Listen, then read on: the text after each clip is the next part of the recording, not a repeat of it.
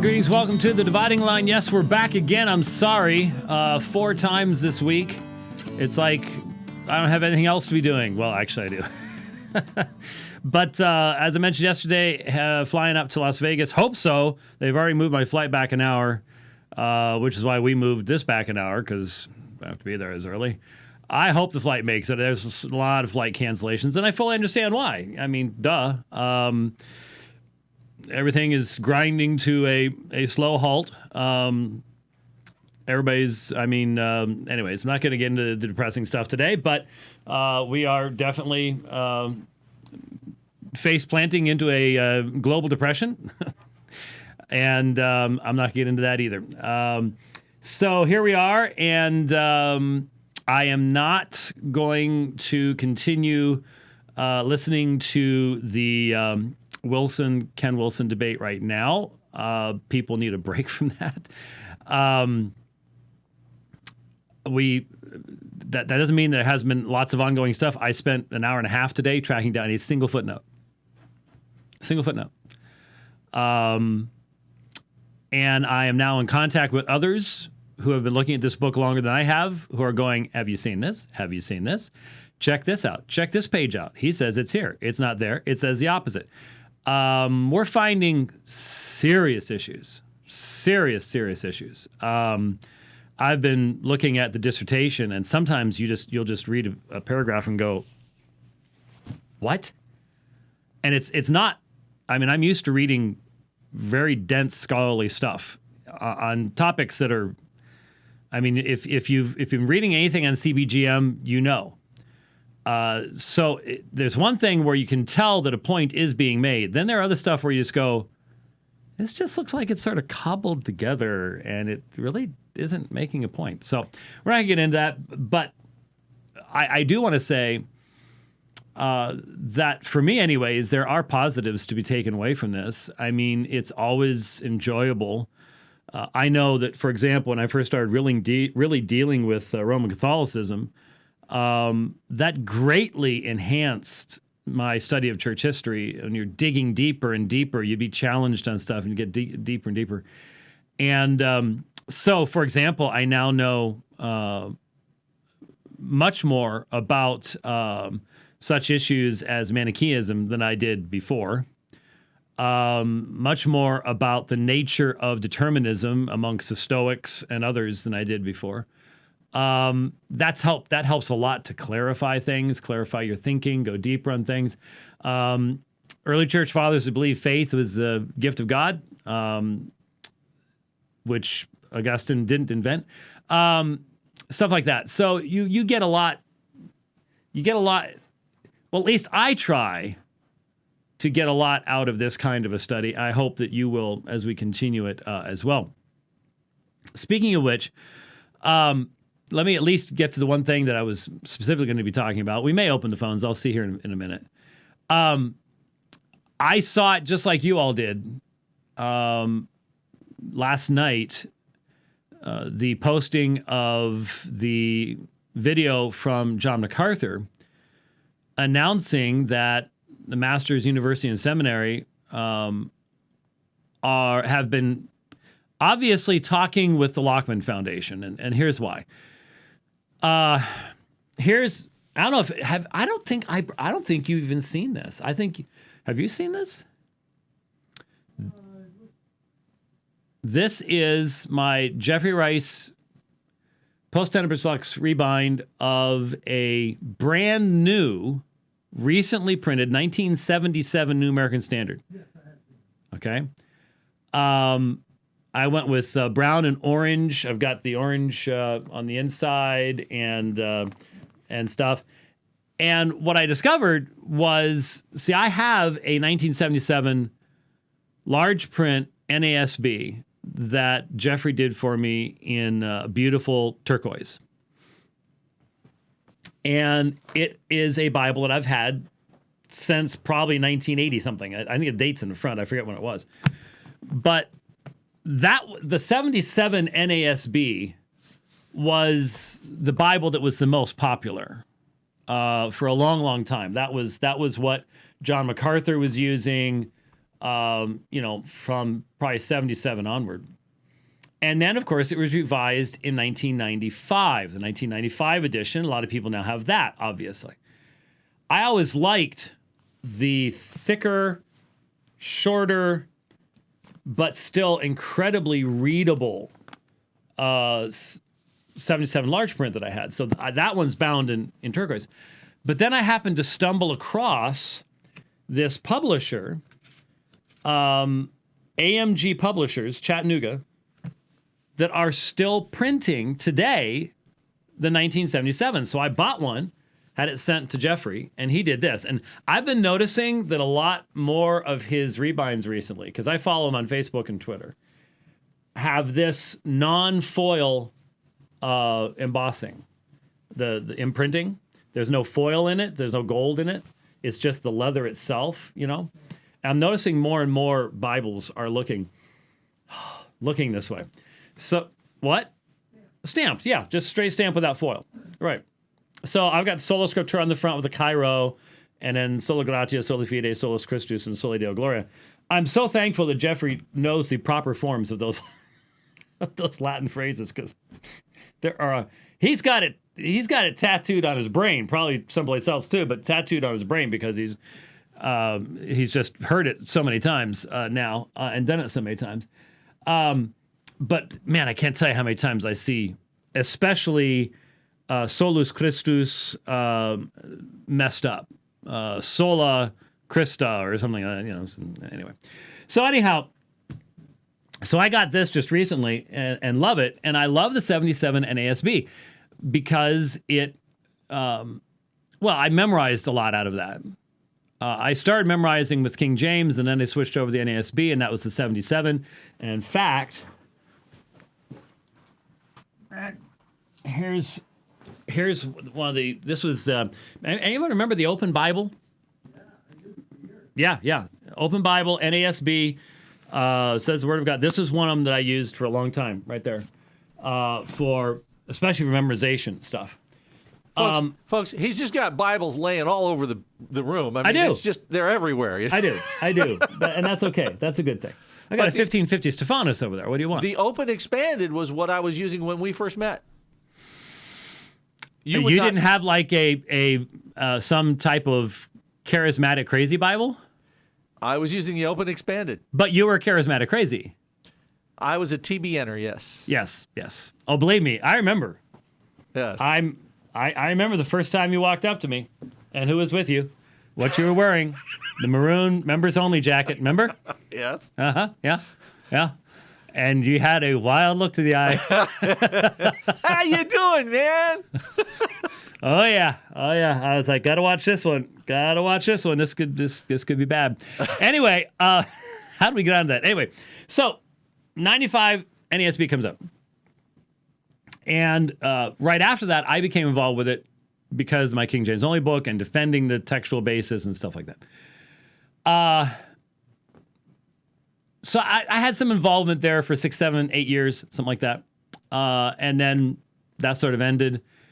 And most people know that there is a 2020 edition coming out. Now, I have been sent some review chapters to look at, and I simply haven't had the time. I've got too much on my plate. There are so many things I want to do programs on, do teaching on, do debates on, and there's not enough time in the day to get it all done.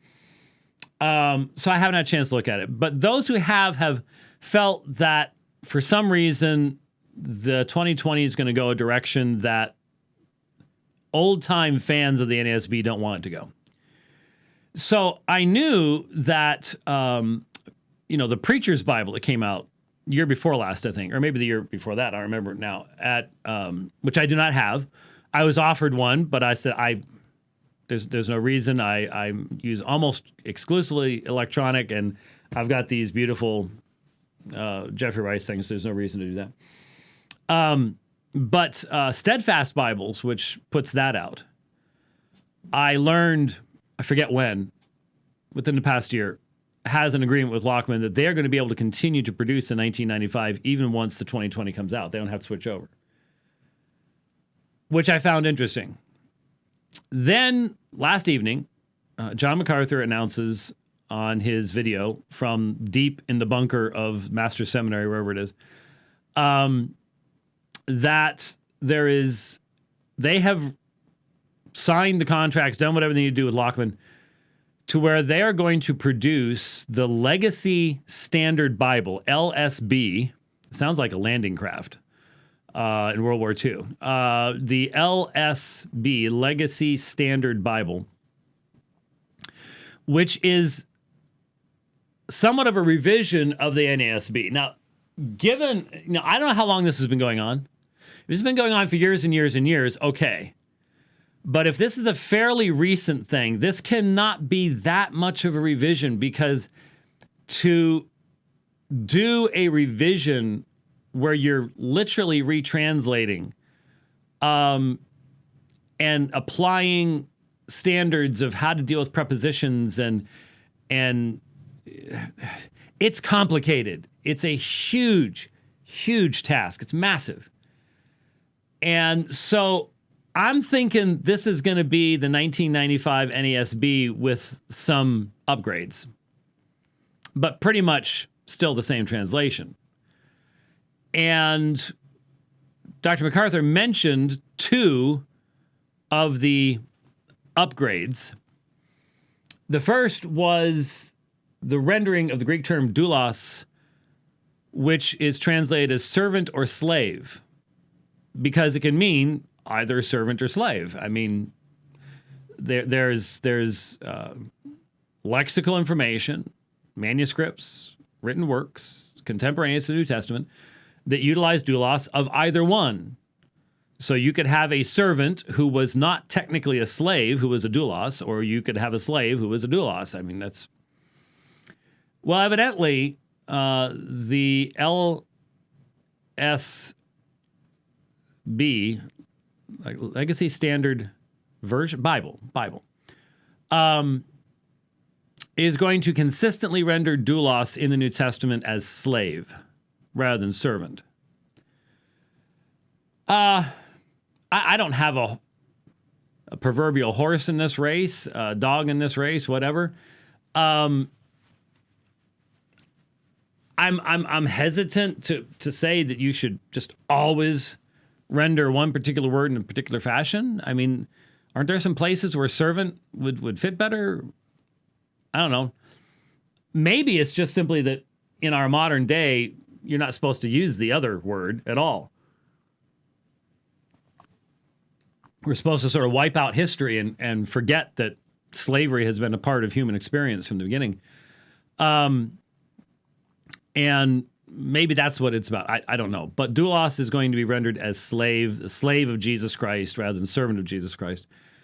But then the other thing that I've been on for a long time is, instead of using the standard LORD with small caps in the Old Testament, this version will use the Tetragrammaton, Yahweh. I assume spelled YAHWEH. Now, of course, there are lots of folks out there who have their own little particular theories about the divine name and how it should be pronounced. And of course, the Jews find it offensive if you do pronounce it, but that's a tradition that developed after the days of Jesus. And it's a long-standing tradition. That's why we have Lord. That represents Adonai in the Hebrew, which isn't. It's the vowel pointing of Adonai underneath the Tetragrammaton. We've talked about this before. Now, I've adopted very often on this program in reading the scriptures from the pulpit, I will render LORD in the Old Testament when it's the Tetragrammaton as Yahweh. It's God's covenant name. I think that's a definite improvement. I've never understood why we utilize the Lord convention. And so I certainly have no problems with that at all.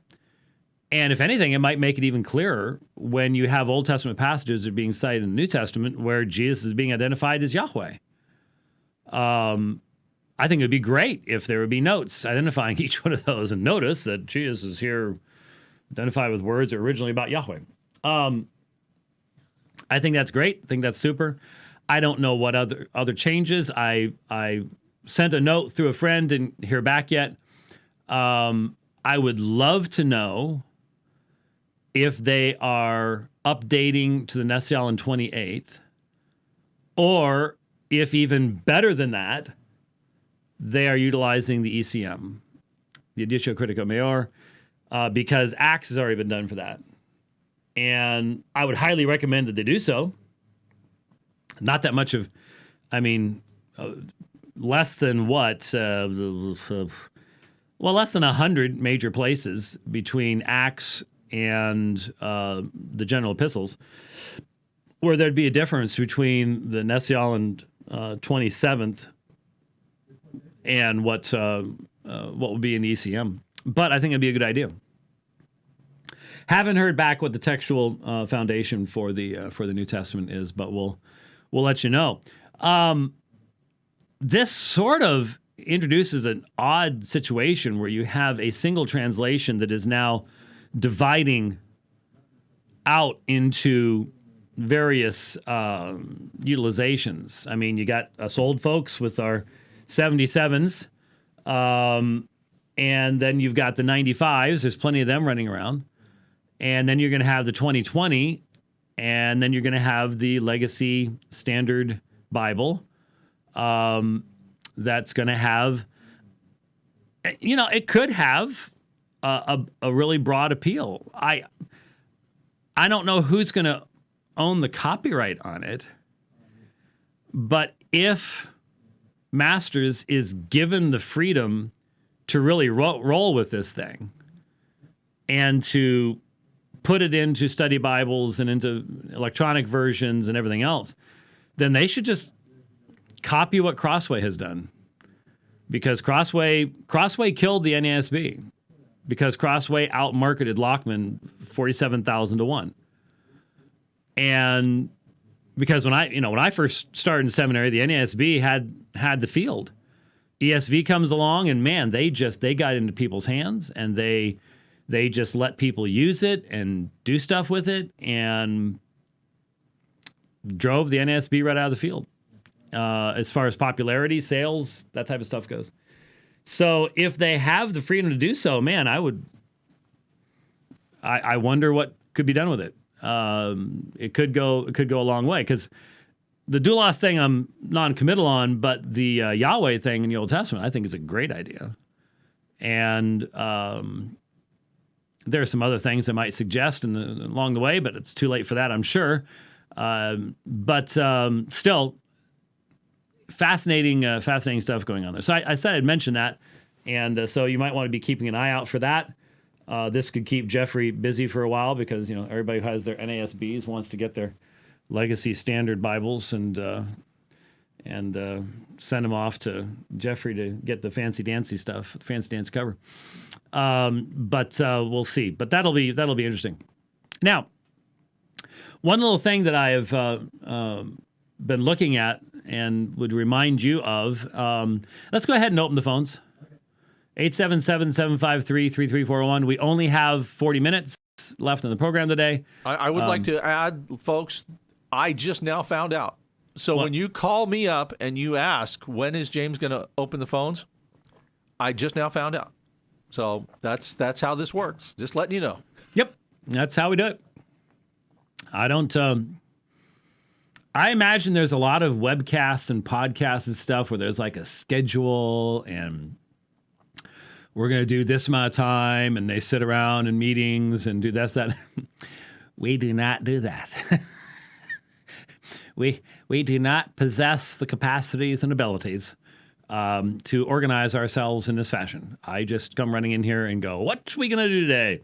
And there you go. Real quick, I was directed by a Lutheran gentleman that I've been talking to on Facebook, who has been spending a couple months taking apart the Ken Wilson stuff in certain areas, not in other areas as much, but in certain areas, sending me all sorts of documentation and sources and look, this says it's supposed to be on this page, it's not on that page, and look at this, the page actually says the opposite of what's being said, and all the rest of this kind of stuff.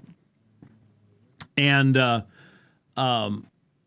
so one of the articles that he sent was really, really useful. I found it very, very helpful. It was from the Australian edition of the Gospel Coalition from 2017, September 13th, 2017. And if you look it up, please remember that we Americans are weird and we're backwards. Because the date is 13/09/2017. That's the logical way of writing dates. We do it illogically. 13's the day, 9's the month, 2017's the year. Day, month, year. That makes sense. We do month, day, year, which does not make any sense at all. But that's what we're used to doing, and so people get lost and confused. And I'm not sure how to pronounce Matthew Olife's name. It's Olliffe. Oliffe sounds close. But it's titled, Is Faith the Gift of God? Reading Ephesians 2:8-10 with the Ancients. And what was really interesting is you have a quotation from Abraham Kuyper. Well, let me just read before I get to the quotation.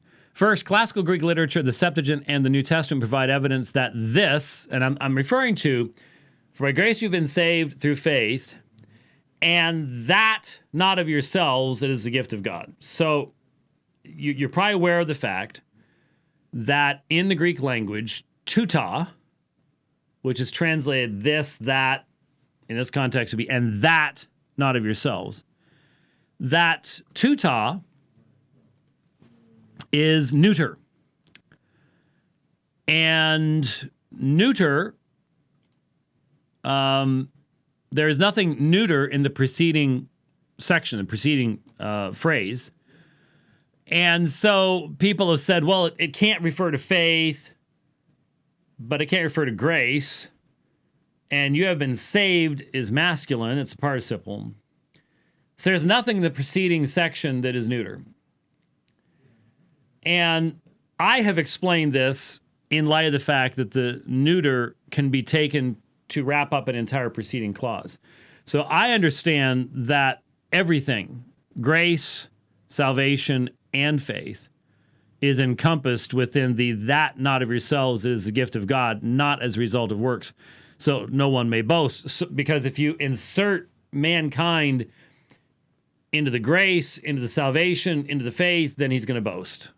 And so to remove all ground of boasting, Paul says, not of yourselves is the gift of God, not as a result of works, so that no one may boast.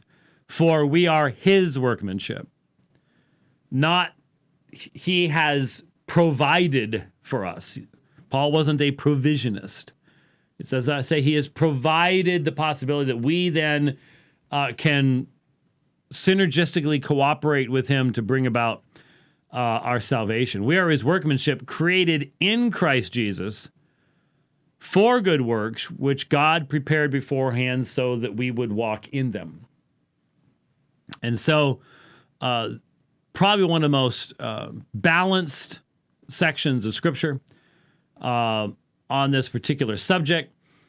And what was interesting is this article says, first, classical Greek literature, the Septuagint, and the New Testament provide evidence that this can indeed refer to faith. There are 15 certain or highly probable examples of this rule, 10 in the classical literature, 4 in the Septuagint, and 1 in the Greek New Testament. Second, many ancient exegetes take it that way. As Abraham Kuyper observes, nearly all the church fathers judged that the words, it is the gift of God, refer to faith. This was the exegesis of those that spoke the Greek language and were familiar with the peculiar Greek construction. Now, isn't it interesting that as we're listening to the interview between Leighton Flowers and Ken Wilson, maybe we haven't gotten to this point yet. I've listened to it a couple times. One of the arguments that Flowers makes is that, well, the people that were the closest and spoke the Greek language, they agree with us. Well, not here, they don't. And I'm skeptical and hesitant of these types of arguments. But the numbers are interesting. Because the author goes on to say, I can confirm Kuyper's assertion. Only a minority of ancient commentators associate this exclusively with salvation. 8 ancient exegetes specifically assert that this refers back to a feminine noun in Ephesians 2:8-9, 7 taking tuta to refer to faith. That would be Chrysostom, Jerome, Augustine, Theodoret, Fulgentius, Ecumenius, Theophylact, and I hate green font, and 1 taking it to refer to grace. That's John of Damascus. And references are given to each one. And of course, we have in the Wilson dissertation the assertion that Augustine made this up, and it goes back to Manichaeanism. So evidently, all these guys are actually secret Manichees. One name there you may have, well, a couple names you may not have known, but Fulgentius, Bishop of Rusp. Wish we had more from him. He's very, very important on many grounds. Not only solid in his theology on key issues, but on the sufficiency of Scripture as well. Important stuff. But the point is that when you look at Ephesians 2, how many people have memorized Ephesians chapter 2, verse 8 and 9? I've always said you need to memorize. If you've memorized verses 8 and 9, you need to memorize verse 10. It's sort of necessary.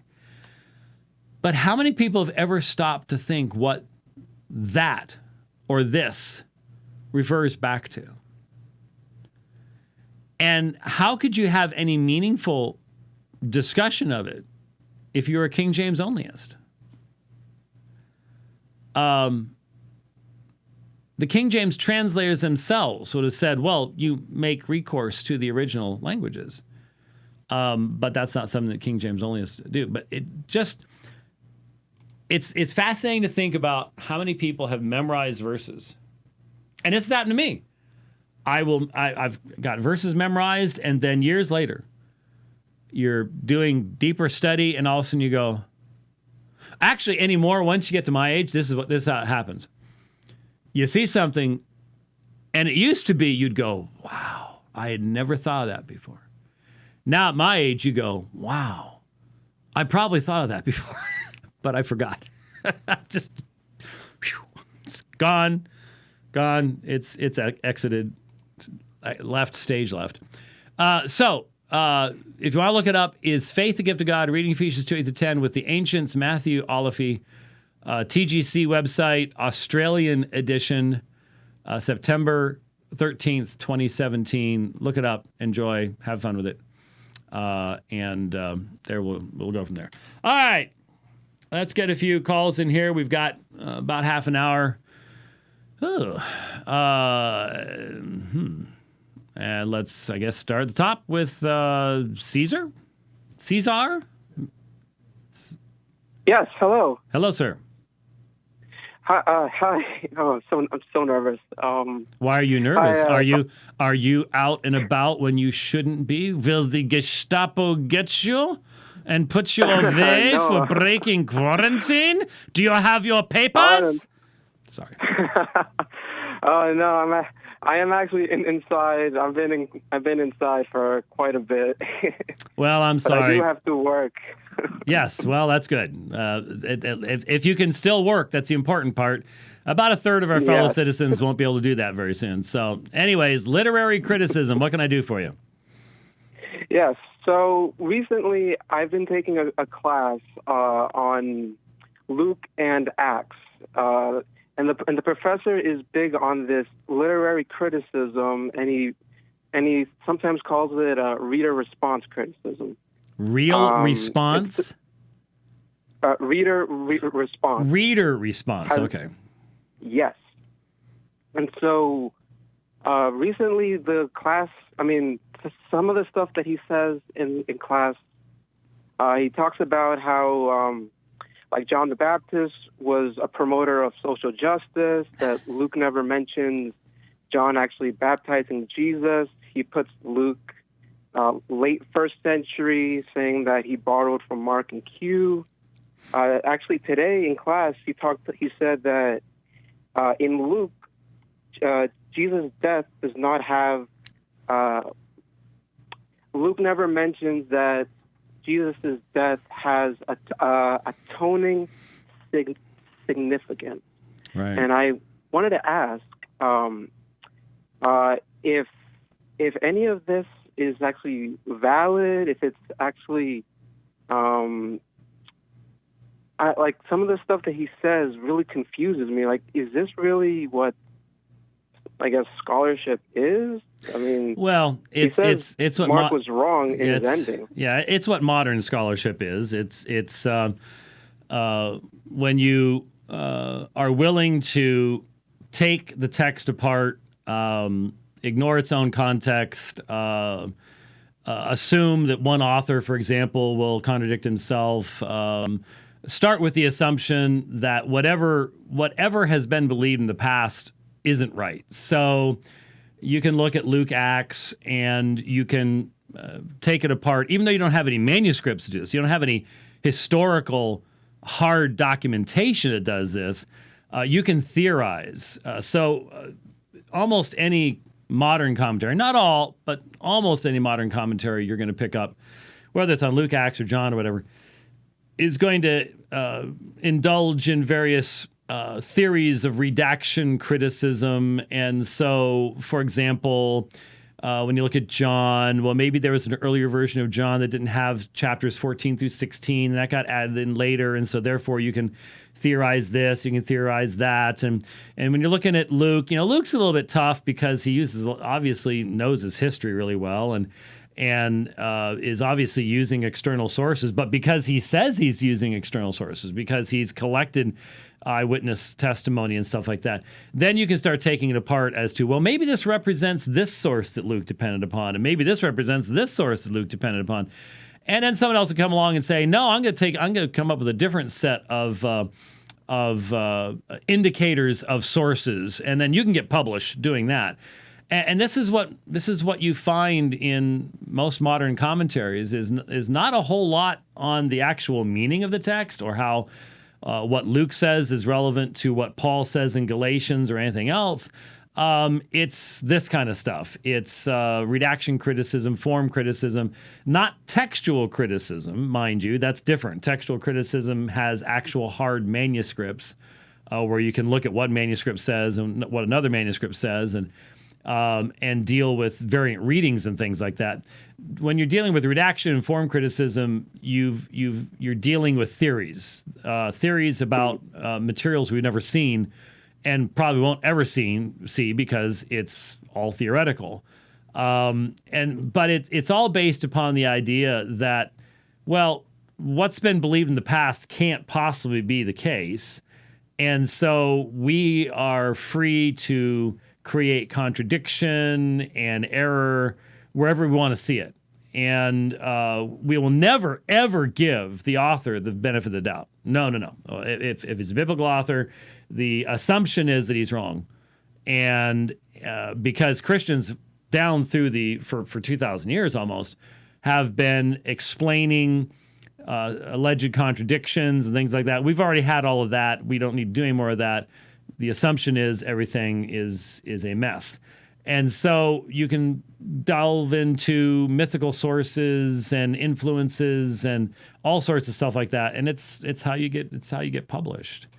And so when someone says, well, Luke doesn't have X, Y, or Z. So the assumption there is, well, Luke doesn't have as developed a atonement motif as John or Matthew does.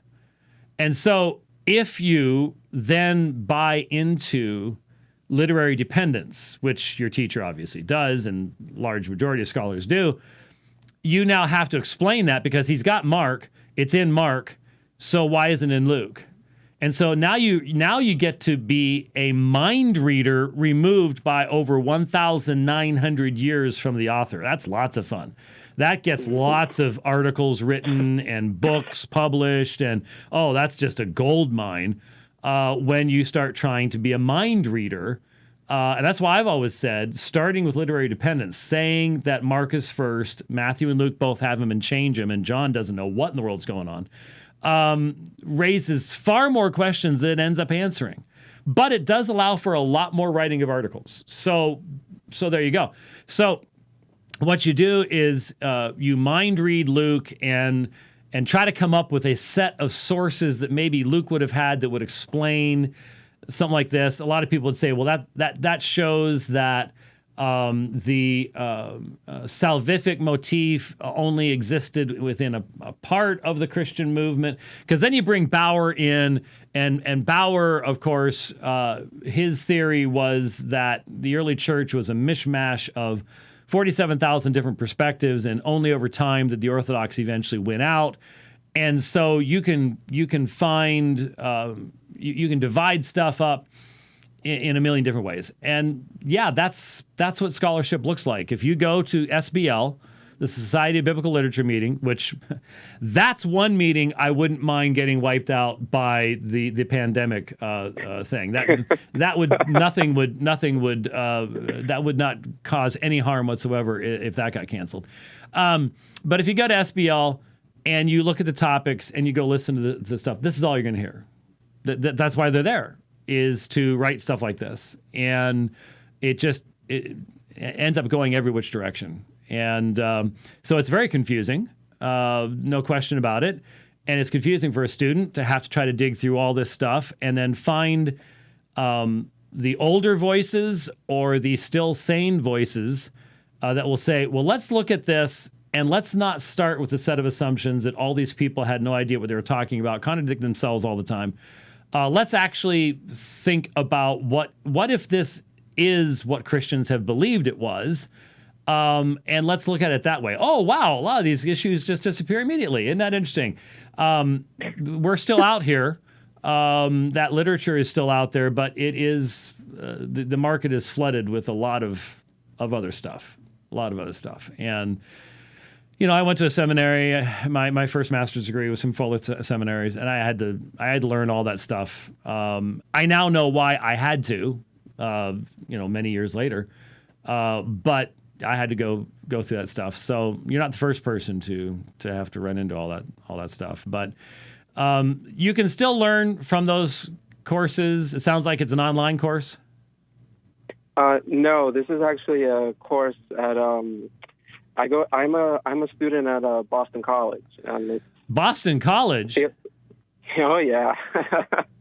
Okay, so the liberal Jesuit school. Oh yeah. Oh yeah. Okay. I'm like the one conservative reform student there. Yeah. And yeah. I just like look at my classmates. I go, you guys really believe this stuff? If you go this direction, you're gonna not end up believing the Bible at all. Oh no, they well, that's just it. Boston College has been so far to the left. I've said many times on this program that if the Pope ever gets around to excommunicating everybody at Boston College, then I'll think he's serious. But till then, I'm sorry. Every Roman Catholic that goes, well, we all believe the same thing. I go, yeah, right. Been to Boston College recently? Exactly. I mean, you're running into the bleeding edge of liberal Roman Catholicism at that point, and yeah, that explains everything. That's definitely where they're coming from. Yeah. That's definitely where they're coming from. No two ways about it. So, go get yourself some Michael Kruger books. Dr. Michael Kruger is the president of RTS in Charlotte. Pick up some of his stuff on the church in the 2nd century or on the canon and stuff like that, and you'll discover there are still folks out there that can handle all this stuff quite well and don't have to worry about it. Okay? Thank you very much, Dr. White. All right, thanks, and stay well over there in Massachusetts. I'll let you know also that the next class has to do with something called Christian communism, looking at the Book of Acts. Okay, well, I'm glad you're getting a degree in fiction. All right, we'll see you, man. Thank you very much. Okay, all right. Bye-bye. Bye-bye. All right. Boy, if each one takes that long, we will probably only have room for the next 3, I would imagine. Okay, let's stay on the East Coast and talk with Nate. Hi, Nate. Hi, how are you? Doing pretty good. Great. So my question is basically regarding the two people that shall not be named from Twitter. They basically gave the argument that presup is essentially fideism, and I've even seen some other people associate it with Platonism. Mm-hmm. And I was curious if you could explain or try to help some of the other people out there that don't really understand what they're talking about. Like, where are they coming up with that? Well, when you won't represent what has been said plainly by Van Til or by Bahnsen or by any of their interpreters thereafter, you have to explain origins and sources. And the best way to do that is to try to make connections with, well, I'm dealing with the subject of people trying to connect Augustine to Manichaeism, and all of his thoughts just came straight from that, and there's no Bible involved and everything like that. You have a similar situation here where you have someone with a specific goal, and the goal is the destruction of presuppositionalism. One of these young men has actually said that he has dedicated his life to the destruction of presuppositionalism. So, yes, I'm aware. I saw that when he first did it. Yeah, if you're going to say something like that, then you have to have a mechanism, a weapon to wield. And so, in this particular situation, obviously, I don't have time to go through. I mean, I've a number of times have attempted to say, look, the power of the presuppositional approach of apologetics is because it takes very seriously the power of sin in the mind of man. And it is based upon both a meaningfully reformed understanding of God's sovereignty, compatibility, the nature of gospel proclamation, and most importantly, what Platonism was missing, what Stoicism was missing, though Stoicism was closer from Platonism, and that is an understanding of the enslavement of man's will in sin.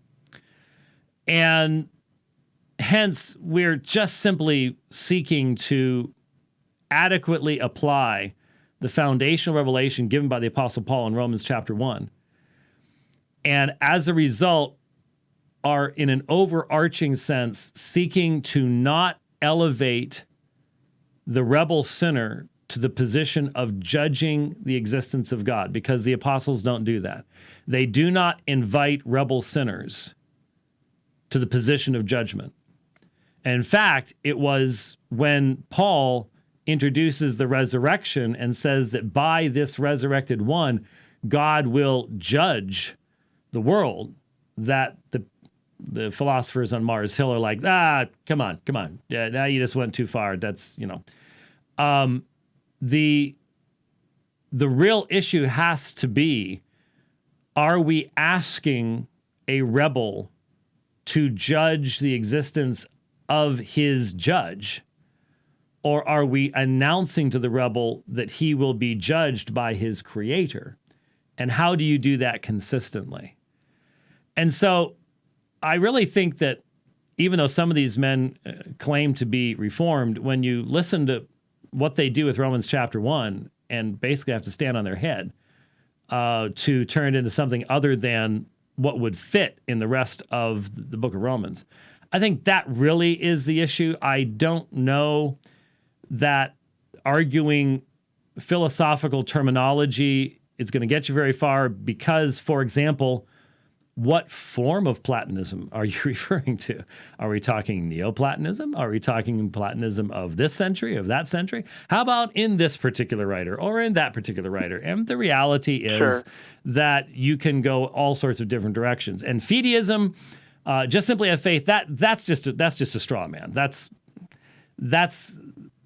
saying that we just simply say have faith, and we're obviously not saying have faith.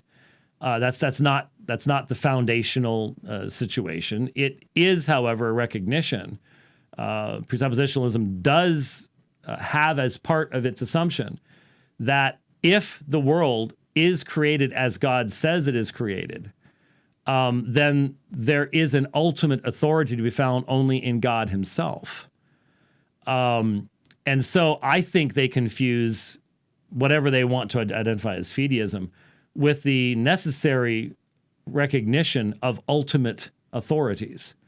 And hence, for example, saying that, as in Scripture, God cannot he cannot swear about something greater than himself. And so his word has to be final because there can be no external authority above it to verify it. So, yeah, there are others who have written on certain aspects of things, but that, for me, that's really the issue. Is let's just be honest with what's actually being stated rather than creating all these straw men. But look, I'm highly skeptical that someone who says they have dedicated their life to the destruction of presuppositionalism is really open to being corrected as to what presuppositionalism is, because in their mind, it is the ultimate danger. It is the greatest sin. It's the original sin. In fact, that's a term that's been used too. It is exactly, yeah, the original sin. And when you're that imbalanced, I don't know if there's a whole lot of help in that situation. And I see people. That's why I'm really glad I don't deal with just one area.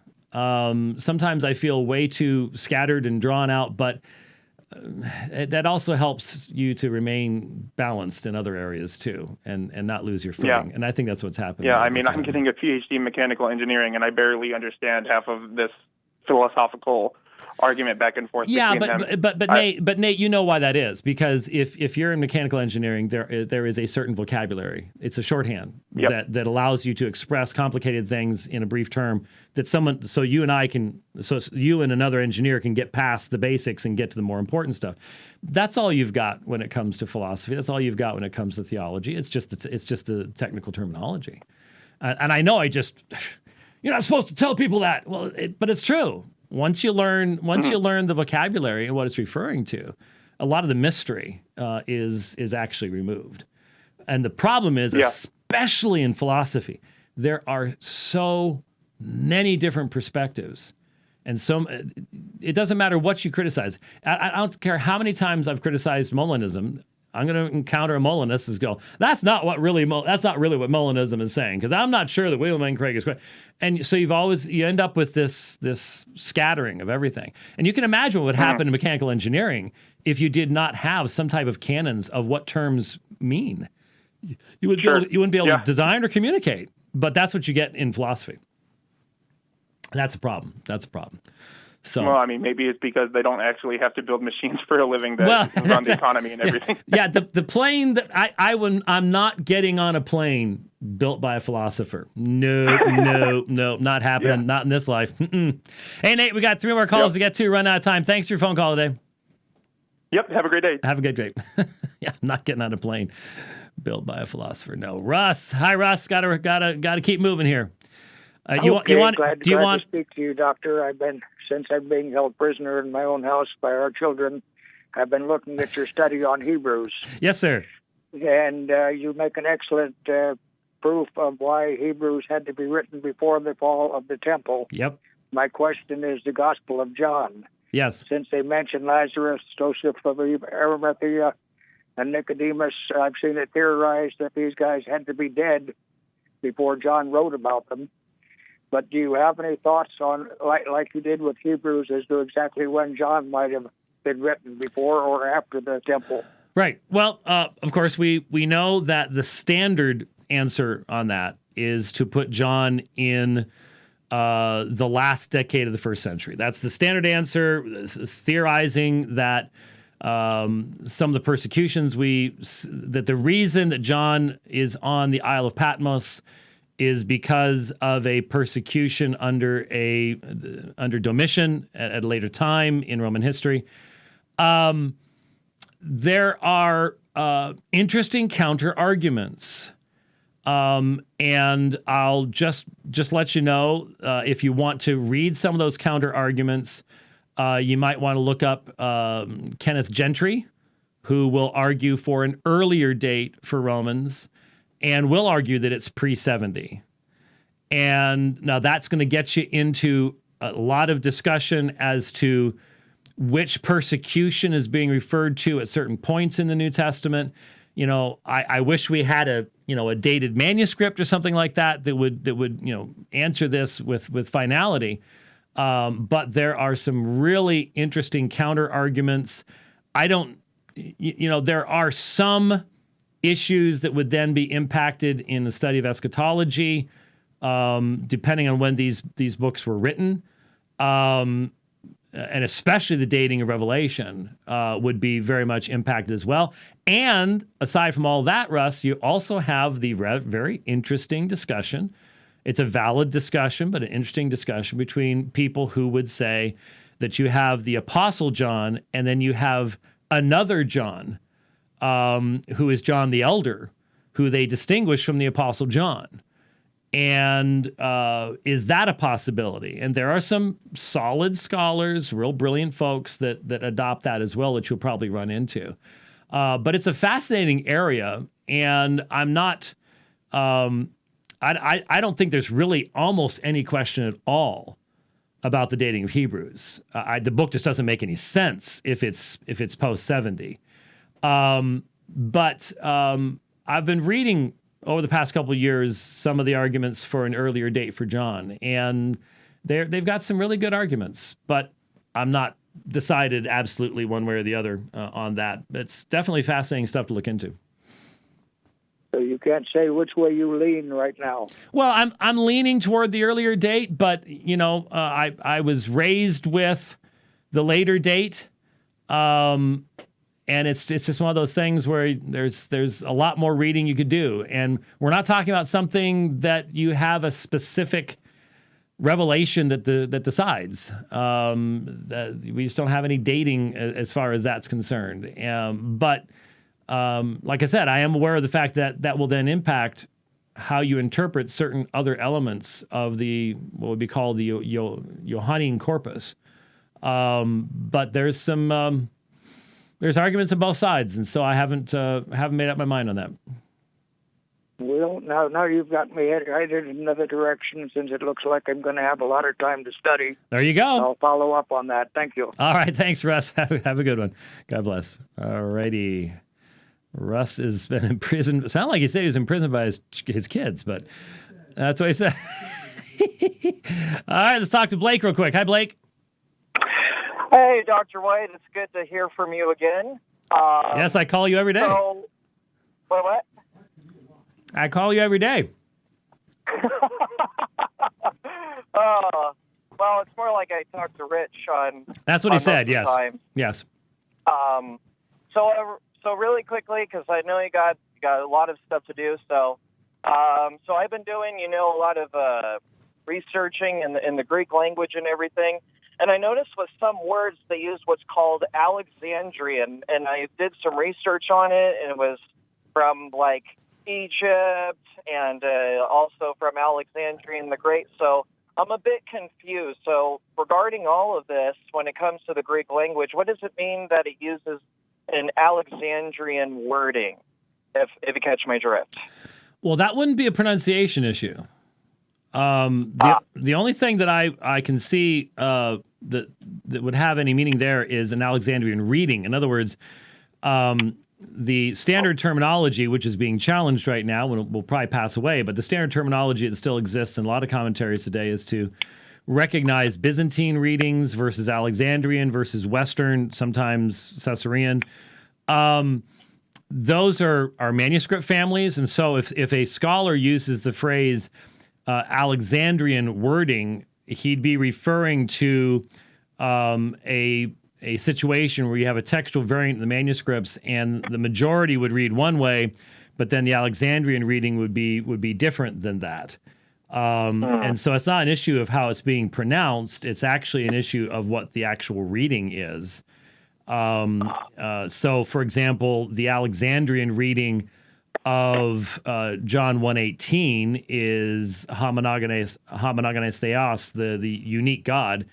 whereas the Byzantine reading is huios, sun. And so normally if you're reading a commentary, that's what it's referring to, is a textual reading. It's not a pronunciation reading. Okay. And then you said like there's different categories. The Western, and then there was I was trying to remember the other one that you said. Well, Alexandrian is normally identified with the unique text of the early papyri. Even though there are a few Byzantine readings in the papyri, there are entire papyri that are just simply Alexandrian in their orientation. And then the Byzantine is the majority. And then you had Western readings, primarily in Acts. Like I said, these categories have been challenged by the advent of what's called CBGM, the Coherent Space Genealogical Method, which a lot of people don't know about yet, but it's there and it's having its impact. And CBGM is basically saying that the only manuscript family that actually exists as a family is the Byzantine, not Alexandrian or any of the others. But there's still lots and lots and lots and lots of books and commentaries that were written when that was the standard terminology, and that's probably what you were referring to. Yeah, definitely. Okay. Well, by the way, James, real quickly, I've been doing a whole systematic theology thing for nowmentor.com, and I've been promoting your books like crazy. And I've actually read the whole thing of the Forgotten Trinity, and I'm going to work on what every Christian needs to know about the Quran. So I'm actually reading your material, and I'm really loving it. All right, Blake, I appreciate it. I hope it's helpful to you. Oh, yeah, it's been a real blessing. All right. Thanks, man. We got to run. Thanks for calling today. And let's get one last in here. Osmar, yes, sir. Hi, can you hear me? I can. What's going on in the background? Oh, sorry. I was at the mechanic. Okay. What can we do for you? I'm Reverend. I want to ask you a question on Matthew 5, right? When Jesus is speaking, he's talking about the laws, right? Murder and adultery and divorce and the oaths, things like that. But at the end, he says on chapter 5, verse, one second. He says, you have heard that it was said, love your neighbor and hate your enemy. Why does he say that it was said? Well, he's referring in each one of these, in the Sermon on the Mount, he is referring to the fact that the Jews possessing the law had vacated the law of its heart intention.